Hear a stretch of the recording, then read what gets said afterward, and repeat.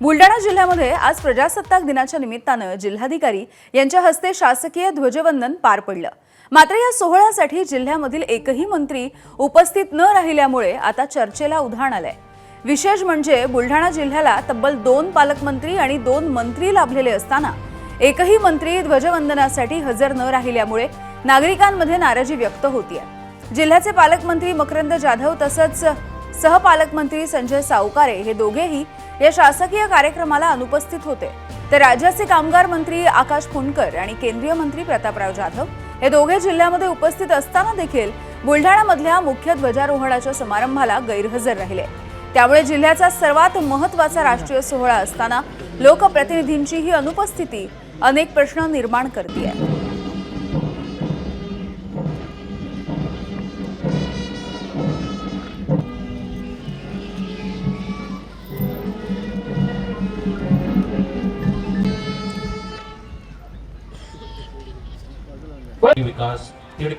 तर बुलढाण्याच्या या प्रजासत्ताक दिनाच्या वेळची ही दृश्य आपण बघतो आहोत।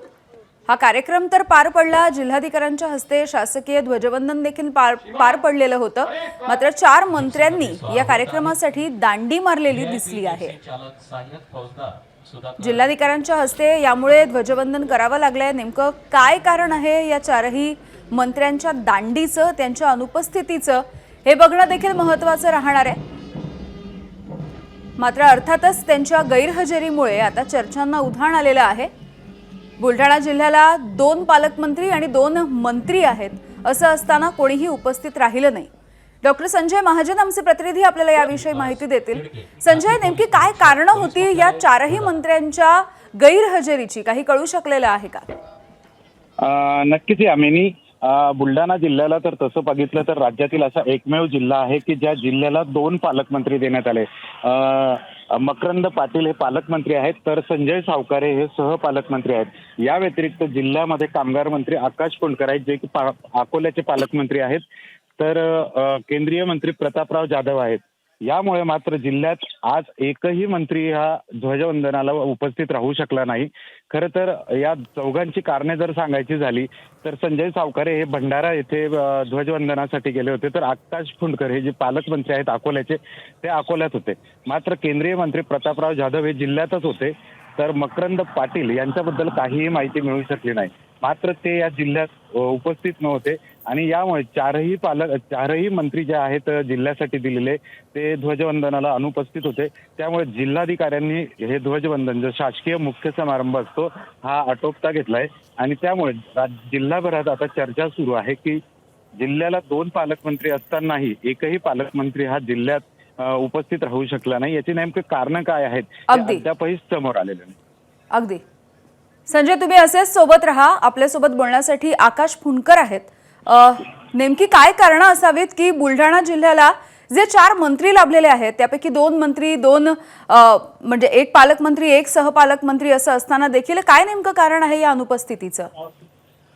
नाही, मला ऍक्च्युअल कल्पना नाही आहे, कारण मी स्वतः अकोल्याचा पालकमंत्री आहे आणि आज माझं ध्वजारोहण हे अकोल्यामध्ये असते आणि सावकारे साहेबांना जे सहपालकमंत्री आहेत त्यांना कुठे ध्वजारोहणाला दिलाय ऑर्डर ते मला कल्पना नाही, ते मी बघून सांगू शकेल। आणि मकरंद पाटील साहेबांचं काय येणं झालं नाही ते मी त्यांच्याशी माझा संपर्क नाही झालेला। पण आकाशजी, तुम्ही स्वतः जिल्ह्यामध्ये उपस्थित होतात म्हणून हा प्रश्न तुम्हाला विचारला जातोय की मॅडम, मी बुलढाणा जिल्ह्यातला रहिवासी जरी असलो, मी अकोला जिल्ह्याचा पालकमंत्री आहे आणि अकोला जिल्ह्याचं ध्वजारोहण माझ्या हस्ते असते। त्यामुळे मला अकोल्यात थांबावं लागतं प्रत्येक वेळेस ध्वजारोहणाला। मी दोन्ही ठिकाणी ऍट ए टाइम नाही थांबू शकत ना।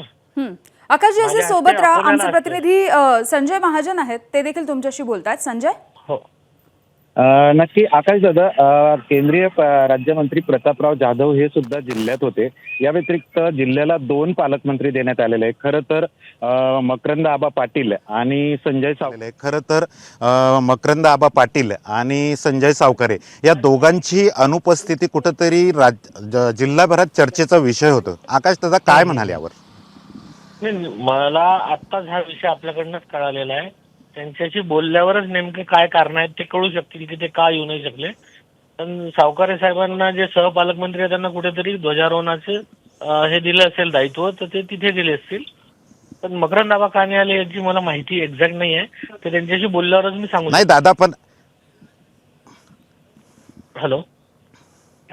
दादा कायमचं पालकमंत्री हे मकरंद दादा पाटलांना देण्यात आलं होतं. हो, हो, मात्र ते हो. साताऱ्याचे आहेत, ते जवळपास 600 किलोमीटर दूर आहे, म्हणून सहपालकमंत्री आपल्या शेजारचेच भुसावळचे संजय हो, सावकार यांना हो. देण्यात आलं होतं की जिल्ह्याचे प्रश्न जे आहेत ते तात्काळ त्यांनी सोडवावे. यासाठी सहपालकमंत्री राज्यातला एकमेव जिल्हा असा आपला आहे. तरीही दोन्हीही पालकमंत्र्यांची अनुपस्थिती ही कुठंतरी याची सल जिल्ह्यातील नागरिकांना पडत आहेत.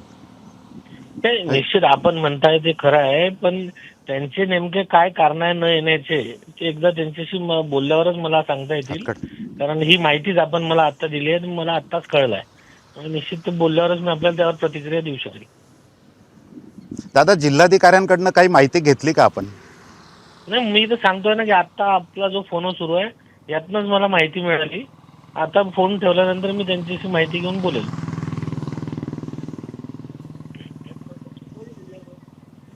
नाही, पण यामुळे बुलढाणा जिल्हा कुठेतरी वाळीत टाकल्याची भावना ही नागरिकांमध्ये होते. नाही, काहीतरी रिझन असतील म्हणून येऊ शकले नसतील, पण निश्चित याच्यावर काय म्हणजे हे करता येईल आपण करू. पण त्यांच्याशी बोलल्यानंतरच मी याच्यावर प्रतिक्रिया देऊ शकेल आपल्याला. अगदी आकाशजी, धन्यवाद, तुम्ही तुमची भूमिका मांडलीत यासाठी.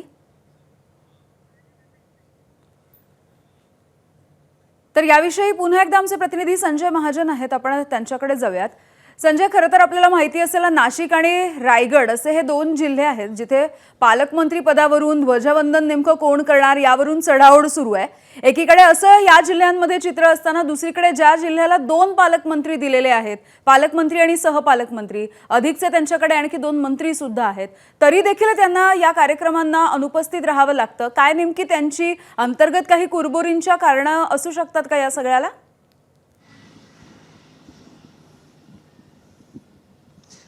नक्कीच यामिनी, आपण जर का बघितलं तर बुलढाण्यात गेल्या वर्षी अतिवृष्टी झाली होती.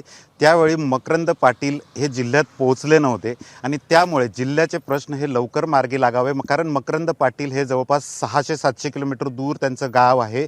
सातारा जिल्ह्यातले वाईचे ते आहेत. त्यामुळे त्यांना बुलढाण्याला पोहोचायला वेळ लागतो. म्हणून सरकारने सहपालकमंत्री म्हणून संजय सावकारे, जे की आपल्या बुलढाणा जिल्ह्याच्या लगतचे जळगाव जिल्ह्यातले आहेत, मात्र संजय सावकारे हे भंडारा येथे गेलेले होते ध्वजवंदनासाठी. बुलढाणा जिल्हा सोडून ते भंडाऱ्यात का गेले याचंही कोड जनतेला पडलेलं आहे. आणि मकरंद पाटील यांच्याविषयी तर अद्याप जिल्हाधिकाऱ्यांनीही कुठलीही माहिती दिली नाही किंवा स्वतः मकरंद पाटील यांच्या कार्यालयानेही कुठलीही माहिती दिली नाही की मकरंद पाटील आज का येऊ शकले नाही. मात्र बुलढाण्याच्या जिल्ह्यामध्ये आज दिवसभर हीच चर्चा सुरू होत आहे की जिल्ह्यात 2 पालकमंत्री आणि इतरही 2 मंत्री असताना जिल्ह्याचं जे काय ध्वजवंदन आहे प्रजासत्ताक दिनाचं, जे जिल्हाधिकाऱ्यांच्या हस्ते होतं, याबद्दल नागरिकांमध्ये हा संतापही आहे, कुतूहलही आहे आणि चर्चेचा विषय होत आहे. अगदी संजय, धन्यवाद या सगळ्या सविस्तर माहितीसाठी. एबीपी माझा, उघडा डोळे बघा नीट.